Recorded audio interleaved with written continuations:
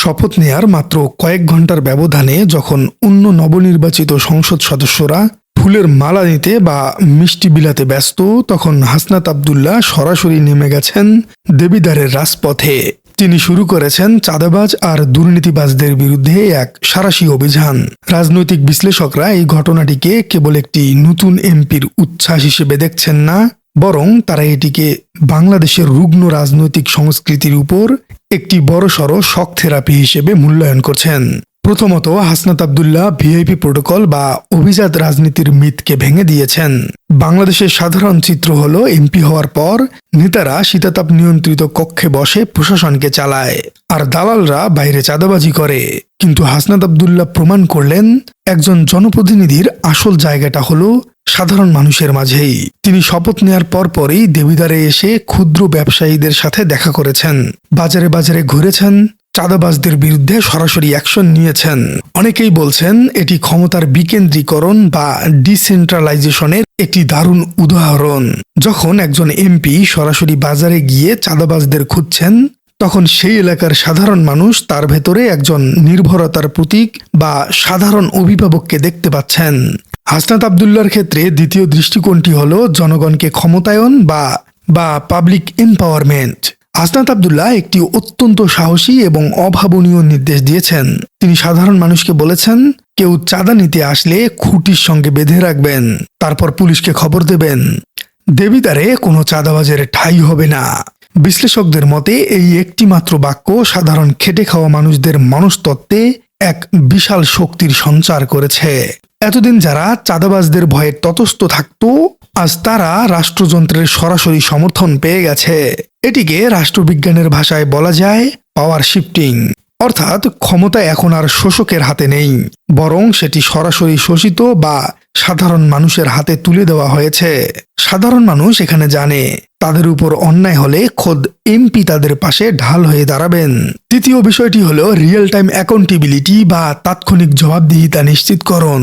আমরা দেখেছি তিনি সরাসরি হাটের ইজারাদারকে ফোন করে কড়া ভাষায় সতর্ক করছেন। হাসনাত আব্দুল্লাহ ফোনে স্পষ্ট বলেছেন, নির্দিষ্ট বাজার এলাকার ভেতরেই ইজারার টাকা তুলবেন, এর বাইরে চাঁদা নিতে এলে পাবলিক ধরে পিটাবে, এখানে আমার কিছু করার থাকবে না। পর্যবেক্ষকরা বলছেন এটি কোনো প্রথাগত রাজনৈতিক নেতার বক্তব্য নয়, এটি একজন আপোষহীন ছাত্র নেতার কমান্ড। আমাদের দেশের প্রশাসনিক ব্যবস্থায় সাধারণত একটি অভিযোগ প্রমাণ হতে বা অ্যাকশন নিতে মাসের পর মাস সময় লেগে যায়, কিন্তু হাসনাত আব্দুল্লাহ স্পষ্ট ভাষায় সরাসরি অ্যাকশন নিচ্ছেন, যেটি চাঁদাবাজদের সিন্ডিকেটকে মুহূর্তের মধ্যেই ভেঙে চুরমার করে দিচ্ছে। হাসনাত আব্দুল্লাহ নির্বাচনী প্রতিশ্রুতির দ্রুত বাস্তবায়ন করছেন। নির্বাচনের আগে হাসনাত আব্দুল্লাহ বলেছিলেন, দায়িত্ব পেলে চাঁদাবাজ ও মাদক কারবারিদের ঘুম হারাম করে দিব। রাজনীতিতে সাধারণত এই ধরনের কথাগুলো ফাঁকাবুলি হিসেবেই ধরা হয়, কিন্তু শপথ গ্রহণের প্রথম দিনেই তিনি প্রমাণ করলেন নতুন প্রজন্মের নেতারা যা বলে তা করেও দেখায়। তিনি কেবল চাঁদাবাজদের বিরুদ্ধেই নামেননি, আগামী মার্চের মধ্যে শহীদ পরিবারের কর্মসংস্থান নিশ্চিত করার প্রতিশ্রুতিও তিনি প্রথম দিনেই পুনর্ব্যক্ত করেছেন। হাসনাত আব্দুল্লাহর এই অভাবনীয় এবং অপ্রতিরোধ্য অ্যাকশন অন্যান্য সংসদ সদস্য এবং প্রথাগত রাজনৈতিক দলগুলোর উপর এক মনস্তাত্ত্বিক চাপ তৈরি করেছে। এবং এই নতুন ধারার রাজনীতি কিভাবে একটি চাঁদাবাজ মুক্ত অর্থনীতি গড়ে তুলতে সাহায্য করবে সেটি নিয়ে চলুন আলোচনা করা যাক। হাসনাত আব্দুল্লাহ মূলত তৃণমূল ইকোনমি বা মাইক্রো ইকোনমিকে সুরক্ষা দিচ্ছেন। রাজনৈতিক অর্থনীতি বা পলিটিক্যাল ইকোনমির বিশ্লেষকরা বলছেন, ফুটপাত বা কাঁচা বাজারে যে চাঁদাবাজিটা হয় তা কেবল একটি আইন শৃঙ্খলার বিষয় নয়, এটি সরাসরি মূল্যস্ফীতির সাথে জড়িত। একজন সাধারণ সবজি বিক্রেতা বা ভ্যান চালক যখন দিন শেষে 100 বা 200 টাকা চাঁদা দিতে বাধ্য হয়, তখন তিনি সেই টাকাটা কিন্তু নিজের পকেট থেকে দেন না, তিনি পণ্যের দাম বাড়িয়ে সাধারণ ক্রেতার পকেট থেকেই সেটি আদায় করে নেন। অর্থাৎ চাঁদাবাজি হলো এক প্রকার অঘোষিত কর বা হিডেন ট্যাক্স, যার পুরো চাপটা এসে পড়ে সাধারণ খেটে খাওয়া মানুষের উপর। হাসনাত আব্দুল্লাহ যখন প্রথম দিনেই বাজারের এই চাঁদাবাজি সিন্ডিকেটকে ভেঙে দিচ্ছেন, তখন তিনি মূলত দেবিদ্বারের সাধারণ মানুষের নিত্যদিনের বাজার খরচ কমানোর ব্যবস্থাই করছেন। এটাকে বলা হয় macro impact through micro management. অর্থাৎ কোনো বড় বড় অর্থনৈতিক থিওরি নয়, বরং একদম রুট লেভেলে চাঁদাবাজি বন্ধ করেই তিনি স্থানীয় অর্থনীতিতে একটি বড় স্বস্তি ফিরিয়ে আনছেন। অন্যান্য সংসদ সদস্য এবং প্রথাগত রাজনৈতিক দলগুলোর উপর এই বিষয়টি একটি অদৃশ্য মনস্তাত্ত্বিক চাপ তৈরি করেছে। আমাদের লোকসমাজে একটি কথা প্রচলিত আছে, যেমনি বুনোল তেমনি বাঘা তেঁতুল। চাঁদাবাজদের মতো বুনোল শায়েস্তা করতে হাসনাত আব্দুল্লাহর মতো বাঘা তেঁতুলই দরকার ছিল। কিন্তু এই ঘটনাটি অন্যান্য এলাকার এমপিদের জন্য রীতিমতো একটি অশনি সংকেত বা অ্যালার্মিং বিষয় হয়ে দাঁড়িয়েছে।